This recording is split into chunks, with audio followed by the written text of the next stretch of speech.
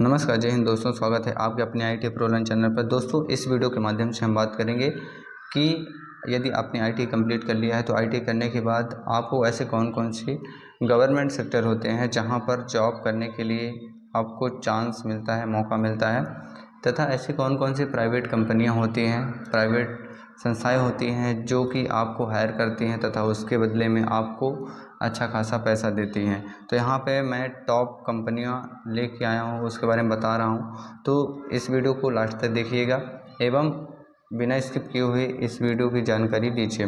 तो दोस्तों, सबसे पहले हम बात करते हैं यहाँ पर गवर्नमेंट संस्थान में सबसे पहले यहाँ पे रेलवे आता है। रेलवे, तो रेलवे सेक्टर के बारे में हम बात करेंगे। तो रेलवे सेक्टर जो होता है वो ITI स्टूडेंट को हायर करता है और यह सबसे ज़्यादा जॉब देने वाली संस्था होती है। तो रेलवे डिपार्टमेंट में आपको अप्रेंटिसशिप कराया जाता है, अप्रेंटिसशिप और टेक्नीशियन। यदि आप रेलवे से अप्रेंटिसशिप करते हो तो इसका बेनिफिट ये रहता है कि यदि आप ग्रुप डी की वैकेंसी निकलती है तो वहाँ पर थोड़ी सी आपको कहीं ना कहीं छूट मिल जाती है।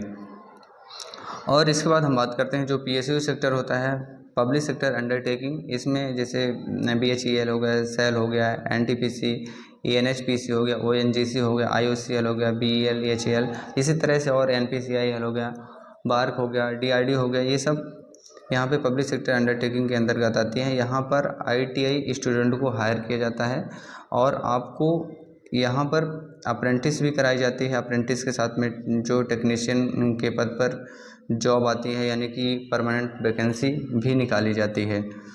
इसके बाद हम बात करेंगे यहाँ पे जो पावर सेक्टर होता है। पावर सेक्टर क्या है? तो पावर सेक्टर में जैसे NTPC हो गया, NHPC, power grid corporation of India.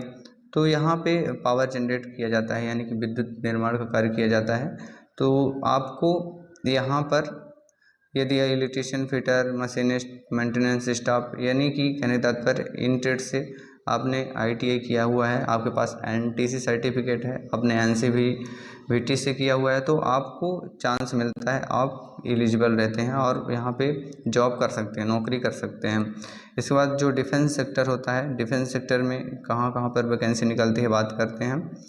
Defence sector में जैसे DRDO हो गया, ordnance factory, Indian army workshop, navy docks. तो यहाँ पे डिफेंस सेक्टर में वैकेंसी निकलती रहती है। तो आपको अप्रेंटिस करने के लिए भी तथा जॉब करने के लिए भी वैकेंसी निकाली जाती है। तो जैसे यहाँ पे फिटर हो गया, मशीनिस्ट हो गया, बिल्डर, और ये जो टेक्नीशियन और यन टेक्नीशियन के पद पर ये सब सारी पोस्ट निकाली जाती हैं। इसके बाद जैसे और बात कर लेते हैं कि भारत सरकार में कौन कौन सी और संस्था होती है। तो यहाँ पे जैसे है ऑयल और गैस सेक्टर। तो ऑयल और गैस सेक्टर में कौन कौन सी कंपनी आती है? तो जैसे IOCL हो गया, ONGC हो गया, HPCL हो गया, BPCL हो गया। तो ये जो संस्थान है ये आपको फिटर और इलेक्ट्रीशियन, इंस्ट्रूमेंट मैकेनिक यहाँ पर वैकेंसी निकालती रहती हैं। इसके बाद बात करेंगे जैसे शिपयार्ड और जैसे पोर्ट सेक्टर। तो शिपयार्ड और पोर्ट सेक्टर में आपको वैकेंसी देखने को मिलती है। जैसे यहाँ पे उदाहरण के लिए बताया, Cochin shipyard, Goa shipyard, Mazagon dock ship builders. तो जो पद रहता है तो कौन से पद पे हम करते हैं? तो जैसे बिल्डर रहता है, किसी को फिटर, इलेक्ट्रीशियन, टर्नर। तो आप इन ट्रेड से अगर ITI किए हुए हैं तो आप यहाँ पे एलिजिबल रहते हैं। तो अभी बात कर लेते हैं थोड़ा सा और। जैसे ये IOCL की मैं बात करता हूँ, तो IOCL की वैकेंसी अभी निकली हुई है हाल ही में। तो आज से ही उसका अप्रेंटिस करने का, यानी कि 8 अगस्त से ही इसमें अप्रेंटिस के लिए वैकेंसी आई हुई है। तो इसमें आप जा कर के अप्लाई कर लीजिएगा।